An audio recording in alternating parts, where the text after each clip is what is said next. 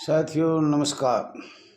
समस्त भारतवर्ष के होमगार्ड जवान, महिला जवान, नगर सैनिक जवान, गृह रक्षी जवान, सभी को हाथ जोड़ के प्रणाम। साथियों, ये आपका अपना चैनल आर.एस. दया एक्स होमगार्ड में स्वागत है। साथियों, मेरा वो मतलब नहीं था कि भाई कोई ऐसी गलती हुई, मैं ये कहना चाह रहा था। अपने लंबे समय से 2000 में जिला प्रेसिडेंट बना था all India home guard welfare association, register number 34,987 का, और 2003 में वाइस प्रेसिडेंट बना था, एक न्याय जांच कमेटी का अध्यक्ष बना था। 2003 से 2004 तक जिन जवानों को, दिल्ली वालों को खास तौर पर, बाहर वालों को खास तौर पर, जो रात दिन मेहनत किया, आज भी उनका सुरेश से या जो जिंदे उनसे पूछा जाए उनका खर्चा कितना आया था जब जाके पद मिला था। पद लेना और चरित्र अलग अलग है। उन महिला जवानों का जो रोड पे सोई जंतर मंतर पर अपनी मांग रखी, वो जवान जिसके सुरेश जैसे के तो छाले पड़ गए, रात दिन 24 घंटा सोए और एसोसिएशन चलाया। पद ऐसे नहीं मिलेगा, पद भी कार्य करने से मिलता है। ठीक है, किसी का चरित्र होगा, मुझे इससे क्या लेना देना है, और मैं उसकी पोल भी खोल लूँ या मैं अपना रजिस्टर भी खोल लूँ तो मैं झगड़ा मोल लूँ क्या? और ये कहने वाला या लिखने वाला या मैसेज भेजने वाला, मुझे लग रहा है किसी बहकावे से। जब मैं सीनियर वाइस प्रेसिडेंट बना तो अभी नाम तो नहीं लूँगा मैं, पर सुरेश को पता है, नंदकिशोर, रामकृपाल, मुन्नी, इनको सबको पता था। अब मेरा चरित्र खराब करने के लिए 10-10, 15-15, 20-20 हज़ार रुपये लेकर, मुझे पता था आगे ऐसे है, लेकिन मैं 20 कदम दूर से बात करता था। और रामकृपाल, नंदकिशोर, सुरेश तो ध्यान रखते थे। 2-3 महिला थी, वो भी ध्यान रखती थी। कुछ आदमी असामाजिक तत्व है दैया जी, किसी की चाय भी मत पीना, किसी से ज़्यादा बात मत करना, किसी के दूर से बात करना। और आपका इतना लंबा प्रोग्राम है, 2004 से 2014 तक जंतर मंतर लंबे समय तक संघर्ष किया। तो साथियों, लिखने वाला तो ऐसे लिखता रहेगा, लेकिन इन बातों पे ध्यान नहीं देना चाहिए। मैं ये कह रहा था, इतने लंबे समय में मैं किसी को गुस्से में बोल रहा हूँ, गुस्सा भी आया है, बीपी भाई हुआ है, लेन देन का खर्चा भी चेक करना, लोगों को भी देखना, सरकार को भी लिखना, कानून भी पढ़ना, और पैसे की सबसे आर्थिक सहायता इकट्ठा करना। कोई मामूली ऐसे नहीं हुआ कि भाई आसान से गया आ गया, ऐसे नहीं। ये वो रजिस्ट्रेशन है जो पूरे भारतवर्ष के काम आएगा। और ये सीट मेरी नहीं है, ये सीट आपकी है, पूरे भारत की है। अगर हम चाहते तो हमारी इंक्वायरी हुई थी, हमें काफ़ी कुछ मिल रहा था, और कई संगठन लेकर अपने बच्चों को भी लगवा दिया और भी काम कर दिया, नौकरी सरकारी मिल गई, सरकारी अफसरों से अपनी तानाशाही रखी, भर्ती भी करवाए। पर दैया जी ने 5 आदमियों ने इंक्वायरी करी थी मेरी, कहीं अलग मीटिंग हुई तो भी एक बार माननीय LG के अकेला दैया जी बुलाया। इस दिल्ली वालों ने ये वादा किया, अकेला जाएगा तो दैया जी जाएगा।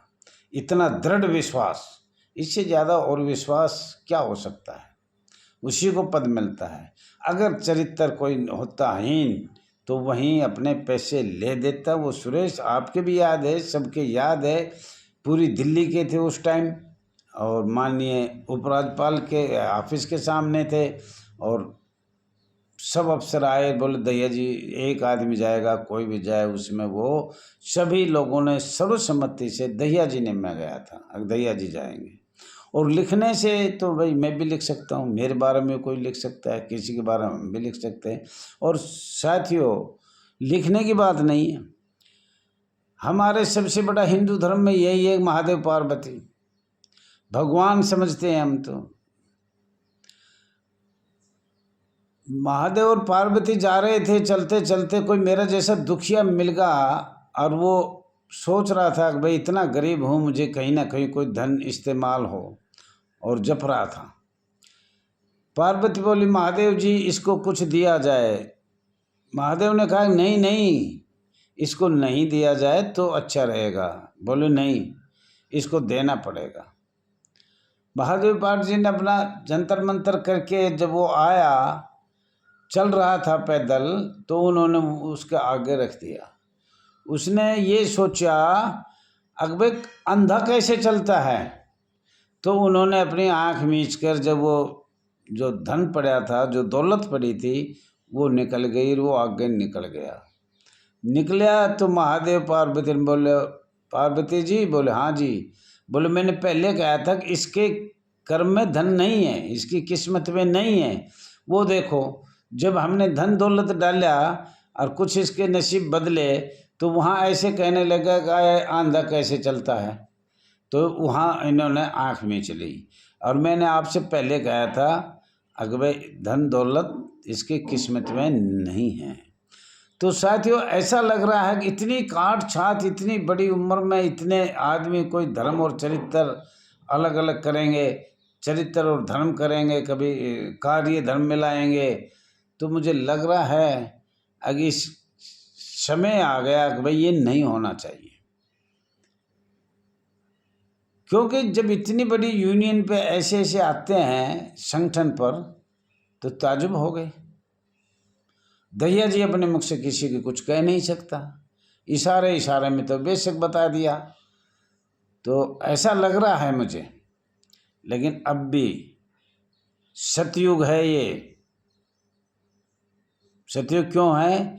20% लोग आज भी अपने अटल खड़े हैं, जो कार्य उठाया है उसके लिए तैयार हैं, ईमानदारी से कर रहे हैं। ठीक है 80% कलयुग का माहौल है, फिर भी सतयुग मानते हैं। ये पृथ्वी, ये सूर्य, ये चांद, ये धर्म ईमानदारी से खड़ा हुआ है। आज भी खड़ा है, पहले भी खड़ा था और खड़ा रहेगा। तो साथियों इन चक्रों को छोड़ो, अपना काम करो और जो हम बोले उसको ध्यान दो, और नहीं चाहते तो मत दो। मुझे ऐसी बात भी नहीं है अभी, मुझे तो सिर्फ अपना ये है कि भाई सरकार से अपना संघर्ष करना है। संघर्ष सब लोगों का अधिकार है, कोई भी कर सकता है, ना करे ना करे, करे तो करो। तो साथियों हमने आपको बताया था 1965 अवैतनिक वैतनिक के बारे में, कल भी बताया था। तो साथियों भारत में श्रम से संबंधित कई आयोग हैं, लेकिन राष्ट्रीय श्रम आयोग, नेशनल लेबर कमीशन और श्रम रॉयल कमीशन और लेबर 2 प्रमुख आयोग हैं। ध्यान से सुनना, 2 प्रमुख आयोग है। भारत में श्रम रॉयल आयोग की सिफारिश के अनुसरण में संगठन की स्थापना अप्रैल 1945 में सुलह अधिकारी, जब औद्योगिक विवाद 1945 की बात है, ये 46 में औद्योगिक विवाद हुआ था। संगठन की स्थापना अप्रैल 1945 में सुलह अधिकारी, रेलवे श्रम के पर्यवेक्षक और श्रम कल्याण सलाहकार के पूर्व संगठनों को मिलाकर की गई। राज्य सरकार श्रम सरकार, केंद्रीय राज्य सरकार श्रम सरकार, राज्य सरकार श्रम सरकार, ये 2 भाग है, केंद्रीय सरकार और राज्य सरकार। तो साथियों इसके बारे में थोड़ा सुन लो। केंद्रीय सरकार श्रम सरकार नियम, अधिनियम और नियम ई श्रम, ठेका श्रम विनियमन एवं उन्मूलन अधिनियम 1969 की हम बात कर रहे थे नियम की, और ये अधिनियम 1970 आ गया। श्रम विभाग महाराष्ट्र किस सन में खोला गया? महाराष्ट्र में, ये 1948। श्रम आयुक्त की सेवाएं औद्योगिक विवाद अधिनियम 1947, महाराष्ट्र औद्योगिक संबंध अधिनियम 1946। साथियों, ये लड़ाई बॉम्बे प्रांत, महाराष्ट्र प्रदेश राज्य और मध्य प्रदेश राज्य तीनों की है। बॉम्बे प्रांत, महाराष्ट्र प्रांत और मध्य प्रदेश प्रांत। भारत में नए श्रम कानून कौन से हैं? भारत में 4 नए कानून कौन से हैं? पूर्णवार्ष वित्त प्रशासन अधिनियम 1948 क्या है?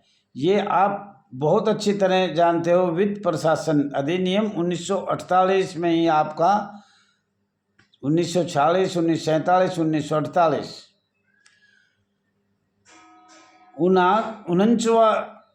49 संशोधन अधिनियम 1984 त्रिपुरा विधानसभा और 19 मार्च 1982, 11 फरवरी 1923। कहने का मतलब 49वां संशोधन जो हुआ 1984 में, वो देखने का कष्ट करे, पढ़ने का कष्ट करे। मध्य प्रदेश का श्रमिक विभाग 1 मई 1960, क्योंकि मध्य प्रदेश नगर सैनिक था। आपको बताया था IPC 1860 का 45वें धारा 21 लोक सेवक थे, और वो जब तक चले कब तक? 1960। मध्य प्रदेश श्रम विभाग 1 मई 1960 को स्थापित हुआ। 1984, 1884, 1903, 1948 का 11 श्रम विभाग। श्रम विभाग का पहला कौन था? जनक। श्रम विभाग का पहला जनक कौन था? नारायण मेघाजी लोखंडे को भारतीय श्रम आंदोलन जनक कहा जाता था। 1833 में ब्रिटिश सरकार संसद ने फैक्ट्री एक्ट पारित किया गया था। साथियों, थोड़ा और जल्दी में मैं बता देता हूँ कि ये तो आपको पता ही है। कल माननीय एडवोकेट अश्विनी जी, भारतीय जनता पार्टी का, ने साफ कहा है 1950 से पहले सारे कानूनों में तब्दीली किया जाए, और 1951 में भारत का संविधान में प्रथम संशोधन किया। वो लोकतंत्र प्रजातंत्र में नहीं था, वो अपनी मर्जी से किया गया है, चुनाव बाद में हुए हैं। तो साथियों, होमगार्ड के भी काफ़ी नाम हैं। होमगार्ड स्वयंसेवक, संवैधानिक संगठन, असंगठित संगठन, नगर सैनिक स्वयंसेवक, वैधानिक निकाय, श्रम संगठन, नॉन होमगार्ड, आर्थिक सामाजिक सांस्कृतिक संगठन। संविधान में प्रथम संशोधन 1951 लोकतंत्र नहीं है, प्रजातंत्र भी नहीं है, वो अस्थाई सरकार ने बनाया था। अस्थाई सरकार के नियम आज भी चल रहे हैं जो अनुच्छेद लागू किए गए थे।